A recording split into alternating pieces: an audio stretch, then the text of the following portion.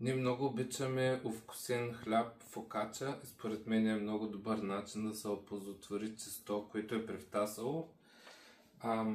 Сега от хладилника извадих тези две топки за пица. По принцип, като правим пици, си оставям две допълнителни топки, ако случайно дойдат гости или трябват повече, но ние не ги използвахме миналия път и вече 5 дена са стояли в хладилника и са почнали да губят структура. И принципно то си тесто мога да направя от него хляб или франзела, но нашия любим начин да го оползотворяваме превтасало тесто е с овкусен хляб, фокача. За фокачата трябват зехтин, едра сол, сол на едри кристали, тесто, каквото и тесто имате, това е с мая, суха мая, но може тесто с квас или каквото тесто има останало превтасало.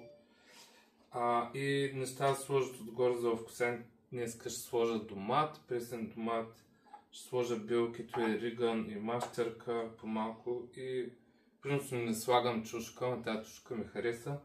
Още какво може да се слага е лук на шайби, маслини, клонки, розмарин, накрая може да се посипва с пармезан и тавичка. Днес ще ползвам малка тавичка, защото аз обичам фокачета да се надига в някои случаи. Да минем към приготвянето. Намаслявам обилно тавичката с много зехтин и го размазвам, значи това са 2 супени лъжици поне и тя в фурната на високи градуси става като леко пържена и печена заради мазнината. И сега ще взема една стъргалка. Може ли една стъргалка, че забравих? И там от чекмеджето. Да извадя това тесто. Ето стъргалка за тесто. Вадя тестото, намаслих го малко отгоре да може да не залепва толкова много на работа. И така слагаме топките от пица една върху друга с електнащата част е горе-долу. И сега понеже съм намаслил тази част тук, като обърна и тя ще може да се отлепи. И правим завиване като писмо, се казва. Ето така. Слагаме 2 ръбчета, слагаме пак 2 ръбчета и завиваме тази част. Те ще го завия до край, да няма по-дебела и по-тънка част. И това е сега. Ще го оставя в тавичката с многото зехтин за около 1-2 часа, докато изпълни тавата. Искам да е превтасало за фокача, аз така го харесвам. И ще се видим като е втасало пак, за да сложим ставките и да печем. Малко по-малко от 2 часа я оставяхме този път. И под капак или с фолио. И сега ще слагам малко зехтин. Да, може тук да снимаш. И с пръсти натискам, така моих 2 ръце, да изпълни тавичката. И го усещам на допир, дали се е отпуснало достатъчно. И според мен е добре, защото като го натисна и виждам как се е отпуснало тестото, като се натисна пръста, остава дупка и изпълва цялата тавичка. Слагам още малко зехтин отгоре и сега ще нарежа някакви съставки и ще пусна фурната да загря на 230 градуса и докато загрява, така домата направо с сока и семките и само гледам люспата да я махам колкото мога. И Докато загрее фурната от 230 градуса, колкото в таса още малко, толкова. И принципно за фокачета аз я пека просто колкото време имам. Понякога дори ако нямам много време, само вадя тестото от хладилника и го увивам и пека.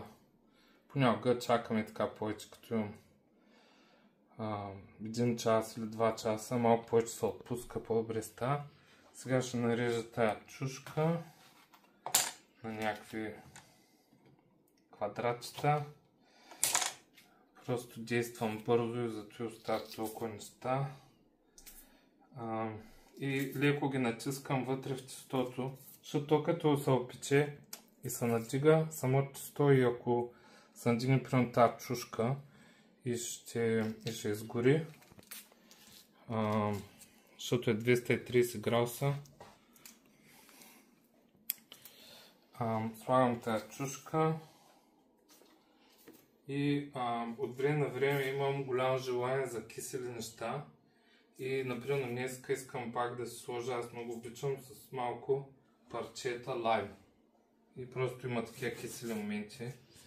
Изглежда тялото ми иска да каже нещо, но това е моята, какво се казва, моето интересно допълнение. Натискам съвсем малки резенчета лайм или лимон и така от време на време, като захапвам парче хляб, да има нещо кисело ударно. И сега ще си измия ръцете, ще се изсуша. Слагам билки и слагам сол на големи кристали. Солта е хубаво да... Това е риган.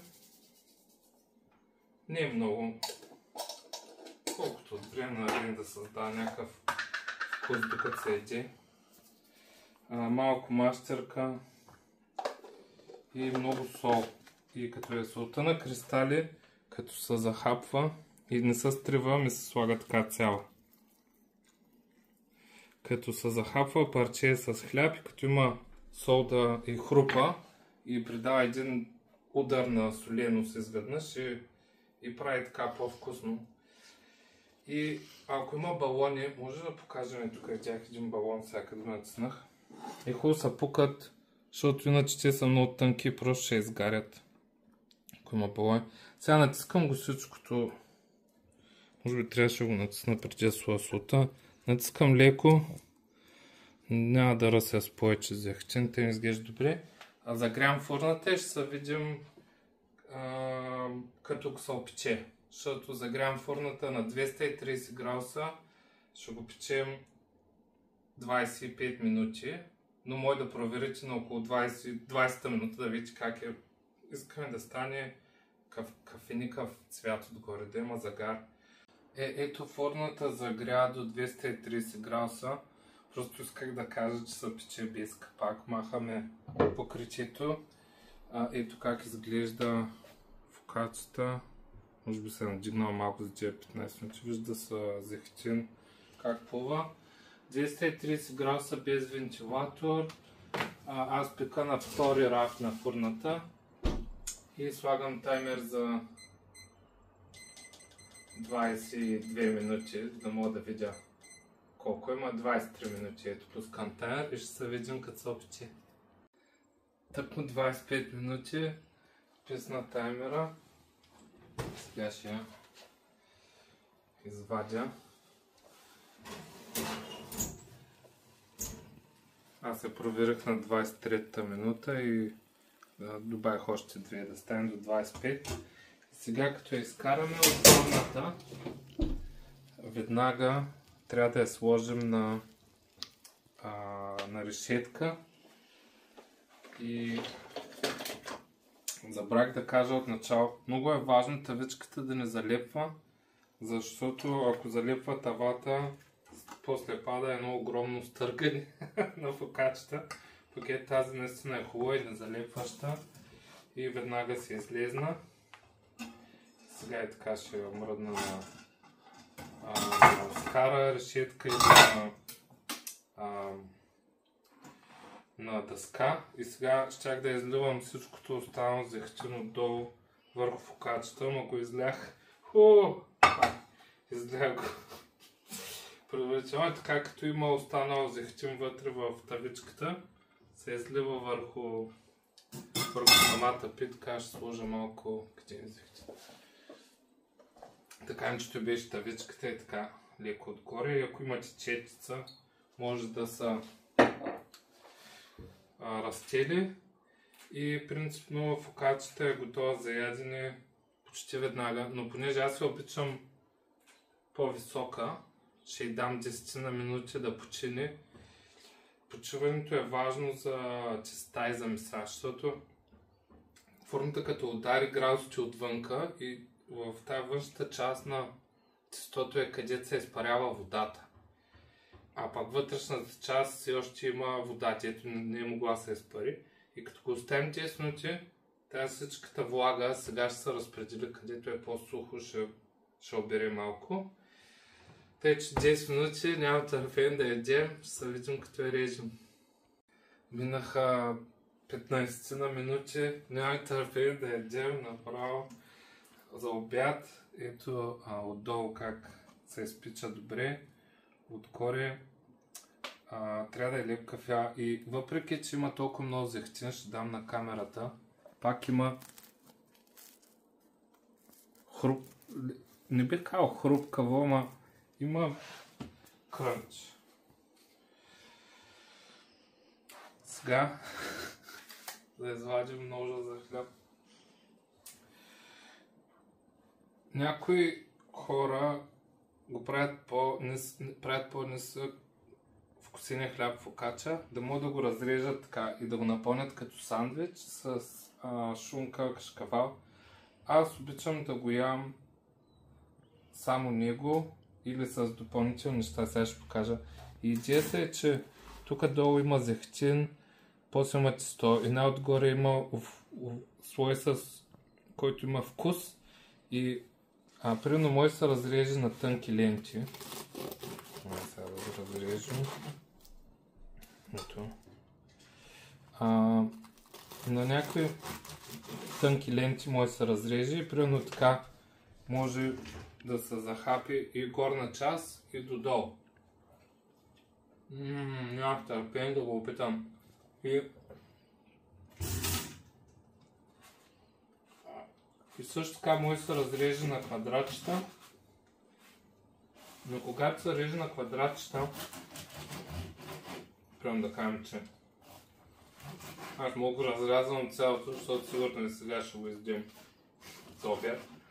Да кажем, че е квадратче, както е. Сега като го ям, мога да изям горната част изцяло и после да няма нищо вкусено. Но също е вариант за рязане. Аз повече предпочитам да е като филе и да може да се вземе от цялото. И като допълнение към фокачата, ние в повече случаи ядем просто както си е, но примерно може да се направи овкусен зехтин да топенка. Значи малко овкусен зехтин и 2-3 капки балсамов оцет. Другото беше повече от 2-3 капки. И така, нали, може да се потопи пак още повече зехтин. Ето зехтин е. Много хубаво. Или дома си режем понякога.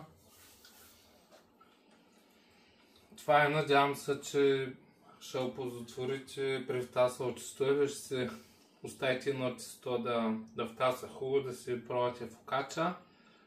Ние много обичаме да ядем и да се надяваме, че на вас ще ви хареса, да ви е сладко.